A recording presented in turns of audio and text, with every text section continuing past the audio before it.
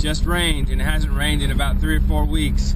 It's also the beginning of October, so we're looking at the end of the fall mushroom season, possibly the end of the mushroom season altogether for the year.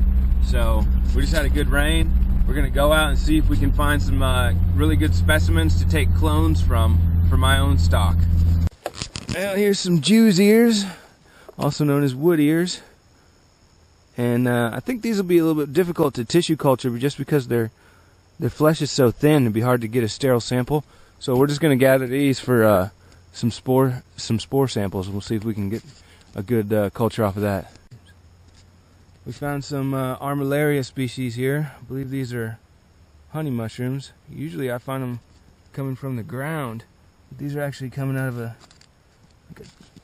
I guess a dead root here on this. It looks to be, I don't know what kind of tree it is. Got sap coming from it. These are edible for some people, but I don't really want to grow them because they can be parasitic and kill your trees. But it's just interesting how they're growing. Well, here's an interesting mushroom that I don't recall having seen. Interesting polypore. These are still fresh and growing, so I'm going to take some specimens of these just so I can identify them, and if they're useful, clone them also.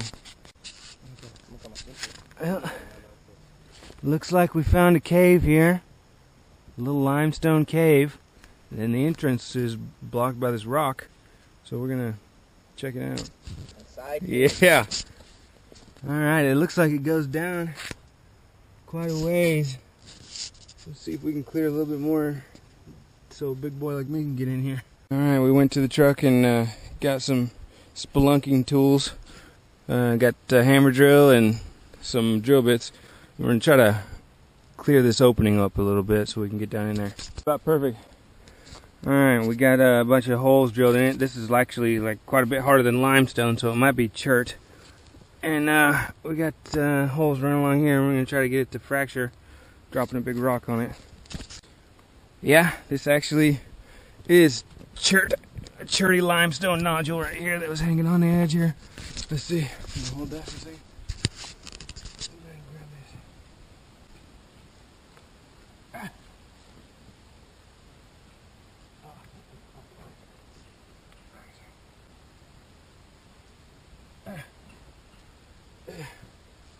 See how that rock looks? Breaks off in real sharp fragments. That's just a really hard rock. But we got this hole opened up. See what we can see down here. Cool. Alright. This is actually like a full of chert down here. But it's got to be a limestone cave. So I think this is limestone here. Didn't go down very far. There's a little section there and some section down there, which we might be able to just clear some of this debris and get a little bit further down there. Check it out. Oh, all in all, pretty cool cave. Goes down a ways, but doesn't quite open up to anything big, but it'd still be big enough to do a little bug out shelter or to stash some stuff in. Not every day that you find a brand new cave.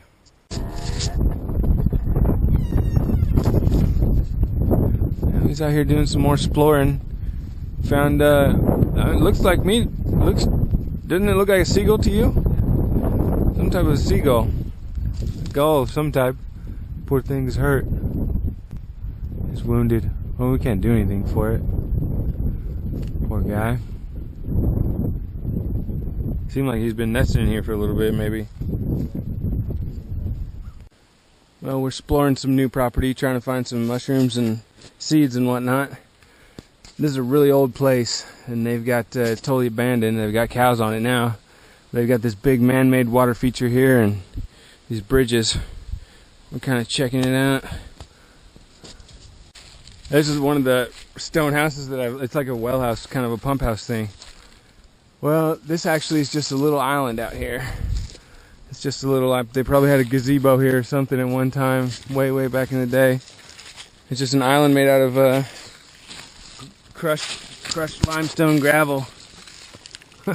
Pretty cool. Now we're going to try to get over to the main area.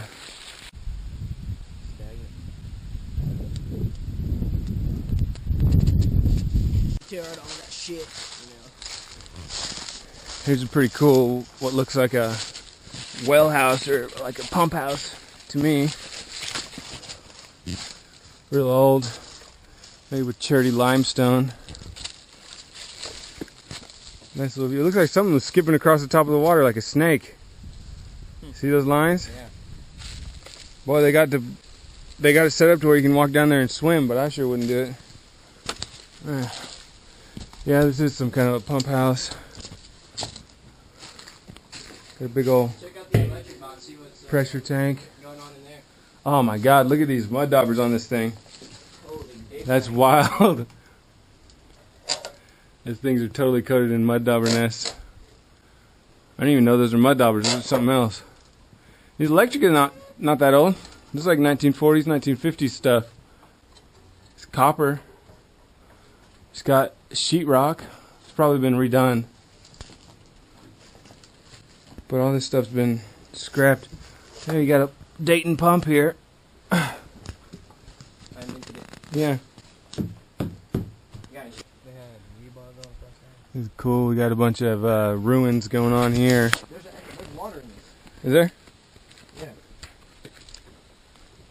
Ah, cool. It's actually running out. It's a spring house. Yeah, it's a spring. Oh, we've actually got a spring in here. That's really freaking cool. Look over here. Clear water running down into the lake. Or the little pond. All this ruinous stuff here. They must have had some other kind of structures going on here, but they've got actual concrete poured with pipes in it instead of rebar. Kind of interesting. Yeah. You could drink that water. Yeah, you could. It looks like what they have it set up for. Well, unfortunately, we're seeing a lot of copperheads in here. But I just wanted to come up and check out this little thing that looks like a well-like structure, but filled up with debris. Doesn't look like it's holding any water anymore. Probably used to, though. Got all kinds of pipes and everything else going on. We're going to find a different way up because there's just too many snakes in these rocks. Alright, we're going up from the well house up to the mansion zone. And they've got just great terraces. These are actually dry stacked rocks. And they've got 5 or 6 levels of these. This is dry stacked limestone here. And that takes a lot of work to put those up, but as you can see, probably didn't do them as good as they could have because they're starting to fall over, which is pretty anyways. And there's the main mansion house. This is one of the buildings that, from the looks of it, went down due to a fire. I'm gonna say it's a 3-story building, all made with natural local limestone. Of course, it's wet stacked. It's got mortar in between, concrete foundation and everything. See, these are some of the evidences of a fire. We got melted aluminum here, charred wood.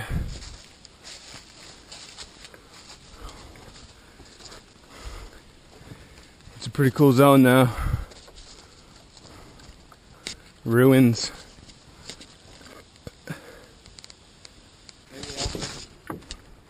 Here's some more fire evidence. It looks like it got really hot before it came down. I don't have any idea about the specifics of how old this place is. Some more charring. But I was just kind of judging off of the electrical panel here. This looks like 1920s, 1930s. Judging by how thin this wire is and the meter sockets. This is made with Bakelite. See, that's Bakelite there. So just judging by the materials, I'd say 1920s or 1930s. Here's some of the original trees. This oak tree is probably at least 100 years old. And then they've got pines over here. That one's huge. Yeah, that's like 80 to 100 years. And then we got another guest quarters up here showing fire evidence. A big old pine, which is not native to this particular area. Here's some buzzard. Yeah. Here's a big old oak tree here, and finally into the clearing where we can see the the water tower. Get up there and get some aerial shots. Got a bunch of buzzards closing in on us.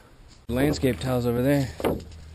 There's some type of cool clay tile, fired clay tile. Here at the base of the water tower, we got a couple more of these outbuildings. Gonna go ahead and go on up and see what we can find up there. I got up to the first level. I'd say it's about, I don't know, 50 feet up, 40 or 50 feet. A little too windy to go up to the second level for me. Cool view from up here though. Yeah, there's already been a bunch of little kids up here making graffiti, whatnot. This thing's all put together with the square nuts. Should be a lot of work. Hell of a water tower though. Well, there's plenty of walnut trees out here. Luckily somebody didn't cut them all down. And a bunch of ruins. And somebody just had a shit ton of extra pipe sitting around. And here's all these weird tile things. I've never seen anything like that before. Huh. A bunch of those tiles. I don't want to take too much, No. Bad karma. Yeah, it is. Yeah, it really is. This whole building's shot. This one burn? I don't see any burns on this one. But it looks like a newer thing, newer construction. But it's the same stone. This property has like freaking thousands of yards of lakefront. But it's also got some cool old things like this pool. Totally full still. Full of algae. Kind of reminds me of a scene from the Jungle Book, the live action one. I don't see any, this has been something swimming through it. Sure wouldn't want to go swimming in this thing. Past the pool now and coming up on the main mansion. I thought the other one was the main mansion, but I was wrong. This one is. This one's pretty cool. Somebody chipped out a bunch of the marble and took it away, just like they did with the Great Pyramids, but they've still got some left. I think that's either marble or granite. Can't really tell, but they've actually got walkways made out of it and everything. I think that's the marble. Yeah, that looks like it. That white stuff. And this looks like it had marble sitting in it too, see? Yeah, see, look at this. Somebody's took Just it. like that. Yeah, there it is. There we go. This is the main house. The big house. Look at all that frickin' heating action going on down there. They got some type of big old heater and everything going on. Got your big old limestone chimney. Woo-wee. Sycamore's growing up in it. Must have got really fucking hot. Upon further investigation, I'm thinking that they mix this concrete up on site because, well, I don't know if it actually came from on site or not, but it looks, I guess it doesn't really prove anything, but it's interesting that it's made with creek gravel. As most of the concrete nowadays is made with crushed gravel. And you can see this gravel's actually rounded out and tumbled and everything like it's been in a creek. Which may be why it was so weak enough to fall in a fire, but what probably happened is this rebar just got so hot that the whole damn thing collapsed on itself. We're all done exploring that property, so we're going to follow these terraces down. Yet again, a bunch of beautiful work. Dry stack stones, native. Now there's trees growing up in it. It would have made a great area for gardens back in the day, but there's no evidence of domestic plants in here. Really cool though. It's got layer after layer of this limestone set up. Here's more stairs.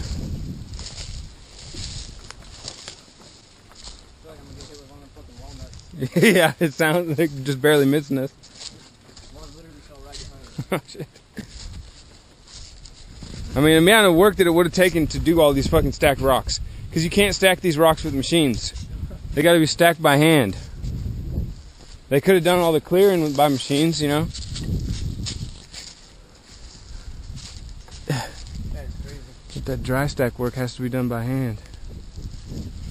Still in pretty good condition too, compared to everything else. The concrete's even worse condition than that.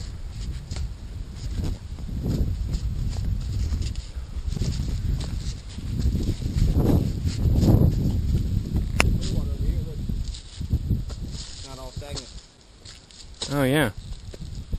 Now just nearing the end of our tour, got to the bottom of all the terraces, and now they have this exquisite lakefront property. So this place must have been made after the lake was raised, I'm guessing, because the lake was raised in like 1948 or 1950 something. So, however old that is, because I don't think they would have built it like just like this and then the lake just happens to come up to here. It was probably built around the same time as the lake. Flow going on to it. Here's the last little landmark before we exit. There's some big sycamores here. And this is another structure that kind of gives me some evidence about how and who built this place. That's why I'm thinking it was an oil mogul, because these pipes aren't even cut to the same length, and they look like scraps to me. They've got, some of them are threaded on the ends, some of them aren't, some of them aren't even long enough. So I'm thinking somebody was in the oil business, pipeline business, had a bunch of extra metal, and just freaking went to town on everything. Obviously had a bunch of extra money too.